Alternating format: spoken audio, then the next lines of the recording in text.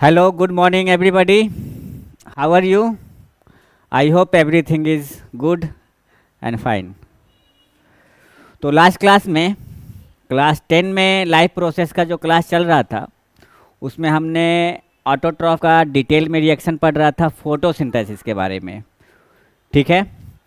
और मैंने ये कहा था कि फोटोसिंथेसिस में दो फेज आते हैं जो कि एग्ज़ाम पॉइंट ऑफ व्यू से कहीं पे ये इम्पॉर्टेंट है, इसलिए ज़रूरी बन जाता है कि एटलीस्ट आप जान ले कि जो दो फेज होता है वो आपका इसमें आता है, आपको लाइट रिएक्शन और आपका डार्क रिएक्शन। तो ये आपका यहाँ देख रहे हैं, ये लाइट रिएक्शन है आपका, ये आपका ये लाइट डिपेंडेंट बोलेंगे और ये लाइट इंडिपेंडेंट बोलेंगे। सो इन अदर वर्ड ये कह लेंगे कि ये लाइट डिपेंडेंट है और ये लाइट इंडिपेंडेंट है। लेकिन एक बात मैं बताना चाहूँगा कि ऐसा नहीं है कि बिल्कुल भी लाइट प्रेजेंट नहीं है, बस इसको दो फेज में हम इसलिए बांटते हैं लाइट फोटोसिंथेसिस को लाइट रिएक्शन और डार्क रिएक्शन में, क्योंकि लाइट की कमी हो सकती है, क्योंकि लाइट तो होता है इंटेंसिटी कम जाती है, इसके कारण से उसका प्रोसेस क्या हो जाता है, जो फोटोसिंथेसिस करता है उसके जस्ट अपोजिट वो करने लगता है। ठीक है। तो मैं चाहता हूं कि आपको सिंपल भाषा में बता दूं कि आखिर दोनों में डिफरेंस है क्या, कि क्वेश्चन आए तो आप कंफ्यूज ना करें, क्योंकि अक्सर बच्चे इस कंफ्यूजन में फंस जाते हैं। तो जैसा हमने देखा था कि फोटोसिंथेसिस अगर देखेंगे तो वो दो स्टेज से बढ़ता है। फोटोसिंथेसिस में अगर जाए तो जो रिएक्शन सेंटर पे वो दो रिएक्शन होता है। ठीक है। डिटेल में आप देखोगे आगे, लेकिन ओवरव्यू में बता दूं कि दो जो रिएक्शन होता है वो आपको फोटो सिस्टम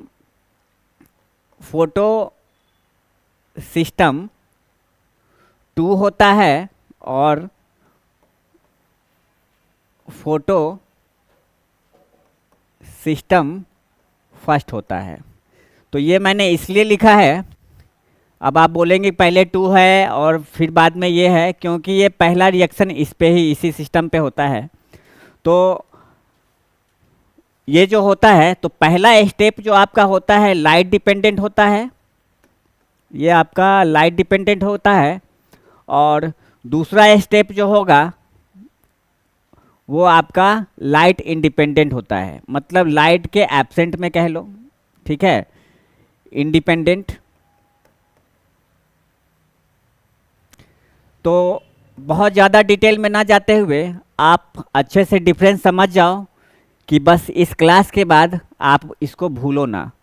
ठीक है। तो मैंने क्या कहा कि दोनों में बस अपोजिट हो रहा है। उसमें क्या हो रहा था, लाइट के प्रेजेंस में एटीपी एनएडीपीएच फॉर्म कर रहा था। ठीक है। जैसे आप इसमें देखोगे लाइट के प्रेजेंस में एटीपी और आपका एडीपी बन रहा था। ठीक है। इसमें आप देखोगे कि NADPH बन रहा है, लेकिन जब डार्क रिएक्शन होगा तो यही आपका ADP फॉर्म करता है, NADP फॉर्म करता है।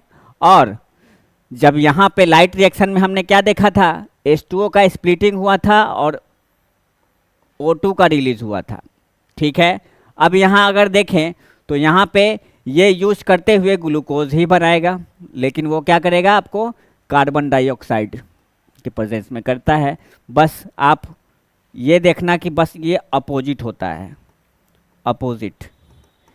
इसलिए कभी कहा जाता है कि रात को कभी भी प्लांट के नीचे नहीं सोना चाहिए। तो एक बार देख लीजिए क्या है, ये जो होता है आपको ग्रेना ऑफ द क्लोरोप्लास्ट में होता है, ग्रेना ऑफ द क्लोरोप्लास्ट का स्ट्रक्चर हमने देखा है। और ये जो होता है आपको एस्ट्रोमा में होता है। एस्ट्रोमा कंफ्यूज नहीं करना है, देखो एस्ट्रोमा आपको ये आ जाएगा, और जो पहला रिएक्शन हो रहा है आपको ये आ जाएगा, जो कि आपका थैलेकोइड है। अब इसमें देखें आगे, it occurs in the presence of light. Automatic है, ऑब्वियस है कि ये क्या होगा, प्रेजेंस भी हो सकता है, एब्सेंस भी हो सकता है। मैंने कहा था इंटेंसिटी कम होगा लाइट की। लाइट रिएक्शन एब्जॉर्ब करता है इसमें ऑक्सीजन और लाइट एनर्जी। इसमें क्या करता है, केवल कार्बन डाइऑक्साइड ऑब्जर्व करता है। जैसे एक बार फिर से फिगर देखो, कार्बन डाइऑक्साइड ऑब्जर्व कर रहा है, राइट। इसे इसमें क्या देखा था लाइट रिएक्शन में, इसमें फोटोलाइसिस होता है, फोटोलाइसिस ऑफ वाटर, जिसमें कि H2O ब्रेक डाउन हो जाता है, तभी तो मिलता है इससे। और इसमें क्या होगा, कार्बन फिक्सेशन होता है, राइट। कार्बन फिक्सेशन होगा तो रिलीज आउट क्या होगा, समझ ही रहे हैं। अब लास्ट क्या होगा, फर्स्ट स्टेज ऑफ फोटोसिंथेसिस, दूसरा क्या है ये, सेकेंड स्टेज ऑफ फोटोसिंथेसिस। तो मुझे आशा है कि आपको ये समझ आ गई होगी। बहुत ज़्यादा डिटेल में आपको इस क्लास तक नहीं पढ़ना है। फर्दर आगे जब आप बायो डिटेल में लोगे तो 11-12 में उसको देखना है, ठीक है। अब आगे देखें, ये पोर्शन जो ऑटोट्रॉप का था, आज ये ऑटोट्रॉप का लास्ट क्लास है। इस नेक्स्ट क्लास से हम लोग हेटरोट्रॉप देखेंगे। तो क्लास एंड करने से पहले यहाँ पे ये देखें कि जो फोटोसिंथेटिक या ऑटोट्रॉपिक मोड ऑफ न्यूट्रिशन में जो आपका क्वेश्चन बनता है, क्वेश्चन छूटे ना, लेकिन आप माइंड में ज़रूर रखना इस स्टेप को या फिर इस पॉइंट को। जो आप इसमें पढ़ोगे, इसके अंदर में डिटेल में पढ़ोगे, वो क्या होगा, फोटोसिंथेसिस में जो हमने देखा था कि रॉ मटेरियल्स, इसमें आप देखोगे जो रॉ मटेरियल्स आपको आएगा, जैसे आप देखो फोटोसिंथेसिस में हमने रॉ मटेरियल क्या क्या देखा था। तो फोटोसिंथेसिस में रॉ मटेरियल क्या, फोटोसिंथेसिस के लिए जो इम्पोर्टेंट था, राइट, ऑक्सीजन था, कार्बन डाइऑक्साइड था, वाटर था, इनऑर्गेनिक कंपाउंड, राइट, लाइट था, क्लोरोफिल था, राइट। ये सारे रॉ मटेरियल में आ रहे थे। और जो साइट ऑफ फोटोसिंथेसिस था, ये आपको डिटेल में पूछा जा सकता है क्वेश्चन में कि what are the site of photosynthesis, MCQ में पूछा जा सकता है, तो आप बता सकते हो। थैलेक्वाइट रिएक्शन सेंटर था और गिरेना। दूसरा जो है यहाँ पे मेन इवेंट फोटोसिंथेसिस में क्या था, ठीक है। मेन इवेंट फोटोसिंथेसिस में जो भी आप रिएक्शंस पढ़े हो, लाइट का ट्रैप, फॉर्मेशन ऑफ ग्लूकोज, या फिर आप डार्क रिएक्शन, लाइट रिएक्शन, ये सारे कुछ आप इवेंट्स में ले सकते हो। और नेक्स्ट है आपका स्टोमाटा, देयर फंक्शन।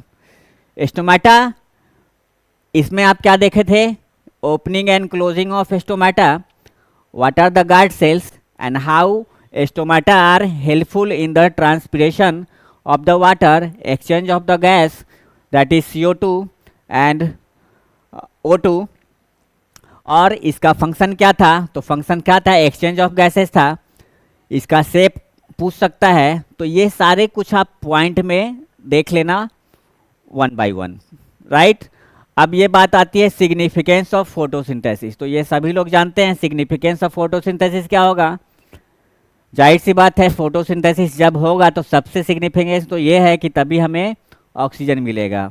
ऑक्सीजन मिलेगा फोटोसिंथेसिस के लिए। जब फोटोसिंथेसिस होगा तभी गैस का एक्सचेंज होगा।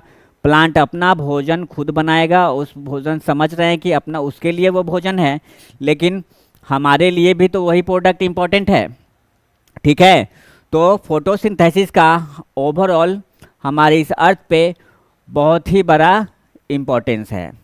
और लगभग जो भी प्रोडक्टिविटी होती है प्लांट की, इस पे डिपेंड करता है, राइट। तो ये जो स्टेप था इसको आप छोड़ेंगे नहीं, इसको आप देख लेंगे, या फिर इन बिटवीन, मीनवाइल, या और after completion of this chapter. और जो भी कुछ ऐसा क्वेश्चंस भी जो पूछे गए हैं, ये सब भी कवर कर लेंगे। नेक्स्ट क्लास में हम लोग स्टार्ट करेंगे हेटरोट्रॉपिक मोड ऑफ न्यूट्रिशन। और मैंने जहाँ तक कोशिश किया है कि इसमें आपका सारे टॉपिक कवर हो जाए। अगर कुछ छूट भी गया हो, अगर आपको कुछ ऐसा लगता हो छूटा हो, कुछ स्पेशल टॉपिक इसमें बताना हो क्लास 10 के लेवल पे, तो आप कमेंट करके ज़रूर बताना, मुझे मैसेज ज़रूर करना, ताकि मैं उसको कवर कर सकूँ। इसी के साथ ही आज का क्लास आपका ख़त्म होता है, समाप्त होता है। Thank you.